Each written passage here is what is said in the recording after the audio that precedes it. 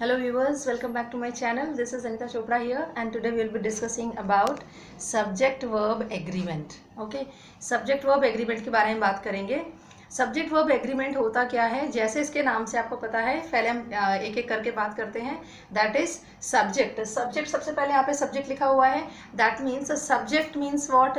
Subject is the doer in the sentence. जिसे हम कहते हैं सेंटेंस में जो करता है उसे हम कहते हैं subject. Okay, that is the doer in the sentence. Then is verb. Verb का मतलब होता है एक्शन ऑफ द सेंटेंस. जिस वही जो भी काम हो रहा है सेंटेंस में उसके बारे में जो वर्ड बता रहा है वो आपका वर्ब होता है. ठीक है. और एग्रीमेंट का मतलब होता है कॉन्ट्रैक्ट बिटवीन टू पार्टीज. तो इसमें सब्जेक्ट वर्ब एग्रीमेंट में ये बहुत ही सिंपल सा और इजी सा टॉपिक है जिसमें ये बताया हुआ है कि सब्जेक्ट और वर्ब में मान लीजिए या सपोज सब्जेक्ट और वर्ब में एक एग्रीमेंट है या कॉन्ट्रैक्ट है कि जिस फॉर्म में सब्जेक्ट रहेगा उसी फॉर्म में वर्ब को भी रहना है. अगर सपोजिंग जो सब्जेक्ट है वो सिंगुलर में है so verb will also be in the singular form. If the subject is a plural so it will take the plural verb. ठीक है, इट डिपेंड्स अपॉन दैट.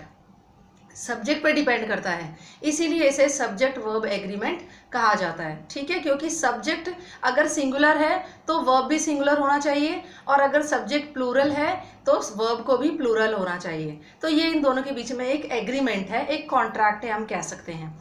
ठीक है, let us understand this with an example. If I से Y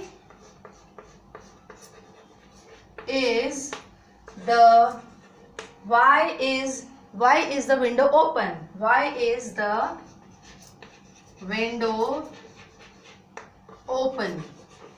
Okay, now in this we are talking about the single window, right? Why is the window open? लेकिन अगर हम इसे plural में करें तो क्या आएगा? यहाँ पर देखो window is singular, right? तो यहाँ पर सिंगुलर के लिए is यूज हुआ है. बट what if अगर प्लूरल फॉर्म है, that means so if this can change, that is why are the windows open? Okay, why are the windows open? तो यहाँ पर मैंने आपको बताया if the subject is singular then the verb will also be singular. Here are है, क्यों are use किया हुआ है? Because here windows s, right? ठीक है, क्लियर. दैट इज सिंगुलर अगर सब्जेक्ट है तो वर्ब भी सिंगुलर यूज करेंगे और अगर वर्ब जो है वो प्लूरल फॉर्म में है so it will take the plural form of the verb. ठीक है, कुछ और एग्जांपल्स लेके देखते हैं. यस, दैट इज ये मैंने आपको बताया था. सपोजिंग जैसे अब आई है टेंसेस में, आई जो होता है उसके साथ एम है. That is I am reading a book. I am reading a story book. ठीक है. एंड इफ आई से he is playing, right? He is playing. He is playing. Now he is singular. अब ये singular है, subject है ये. This is the subject. Okay. And this is helping verb, that is verb. ठीक है, ये पूरा. तो subject जो वो है वो accordingly change हो रहा है. किसके according? Verb. सब्जेक्ट यहाँ पर सिंगुलर है तो वर्ब भी सिंगुलर फॉर्म में रहेगा. लेकिन हम इसे अदर वे भी लिख सकते हैं. दैट इज दिस इज अब ये ही शी इट एंड ये क्या है? थर्ड पर्सन है. थर्ड पर्सन में हमेशा वर्ब जो है what it will be there? It will be in the singular form. ठीक है. अगर हम प्लूरल की बात करें, supposing if I say they, subject आपका प्लूरल फॉर्म में हो गया. That is they are playing. मैंने इज यहाँ पे नहीं लगाऊंगी. Why I will not be putting is here? Because here it is we are talking about the, this is in the plural form. जो subject है that is in the plural form. So obviously this will be coming are. यहाँ पर आप are लिखोगे because this will change according to the subject. If the subject is in the plural form, obviously the verb will also be in the plural form. Clear? एक और example देख लेते हैं. जैसे she speaks fluent English. She speaks fluent English.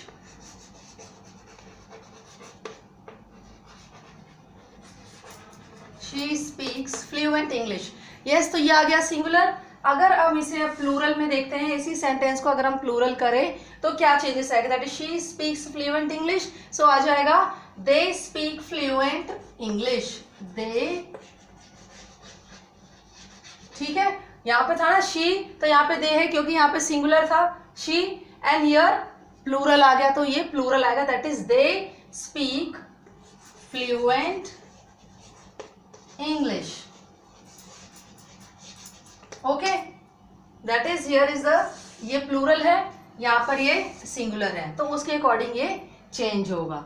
Now third thing what you have to keep in mind is here is, जो subject और verb है उनमें ज़्यादा गैप नहीं होना चाहिए सेंटेंस में, because it is making more clear the meaning. अगर उनमें थोड़ा गैप भी होता है तो उसमें हम कह सकते हैं गैप कब आएगा, जब सब्जेक्ट जो है वो ग्रुप ऑफ वर्ड्स हैं, राइट। ग्रुप ऑफ वर्ड्स मतलब जैसे the story of Arabian nights were very interesting, the story of Arabian nights are interesting.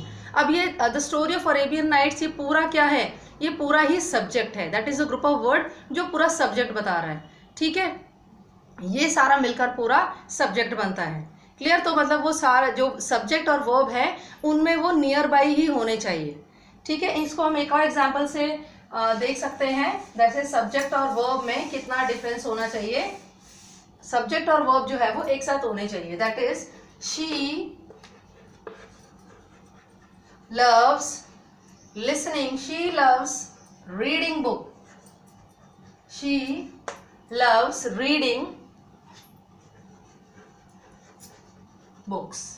Okay, she loves reading books. Now here she is a subject and loves is a what, verb. That means this is the subject here and loves is what, this is the verb here.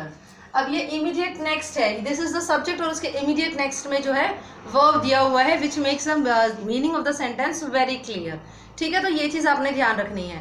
आज हमने बात की एक simple से topic के बारे में, that is subject verb agreement. Subject verb agreement मैंने आपको बताया, दिस इज द कॉन्ट्रैक्ट और the agreement between subject and verb, कि अगर सब्जेक्ट जो है अगर वो सिंगुलर फॉर्म में है तो वर्ब भी सिंगुलर ही आपने पिक करना है, और अगर सब्जेक्ट अगर प्लूरल फॉर्म में है तो आपने वर्ब भी प्लूरल ही पिक करना है। अंडरस्टूड। जैसे ही शी इट है तो ये थर्ड पर्सन है और सिंगुलर है, तो इसके साथ आप क्या यूज करोगे, you will be using singular verb in this, that is he is playing, she is playing। और अगर प्लूरल की बात हो, they is नहीं लगाओगे आप, they में क्योंकि प्लूरल है ना, तो आप प्लूरल verb यूज करोगे, they are playing, ओके, या फिर they are reading, like that, ठीक है। और इन दोनों के बीच में ये सब्जेक्ट और वर्ब जो है वो नियर होने चाहिए, मतलब नेक्स्ट ही होना चाहिए, तो it becomes more clear, the meaning becomes more clear. और अगर सपोजिंग ग्रुप ऑफ सब्जेक्ट है तो भी वो group of words of the subject है जो पूरा ही एक साथ मिलाकर आपको सब्जेक्ट डिटरमाइन कर रहा है, तो भी वो मीनिंग तो क्लियर करता है ही, बट पूरा वो सब्जेक्ट होता है। दैट इज जो मैंने आपको एग्जाम्पल बताया, the story of Arabian nights are very interesting, तो ये पूरा जो है वो सब्जेक्ट है, the story of Arabian nights are very interesting, ठीक है। I hope the topic subject verb agreement is clear to you. Thank you for watching my video. See you all in my next video. If you are a new subscriber, do subscribe to my channel. If you are having any doubt regarding this video, you can comment down in the description box. Thank you.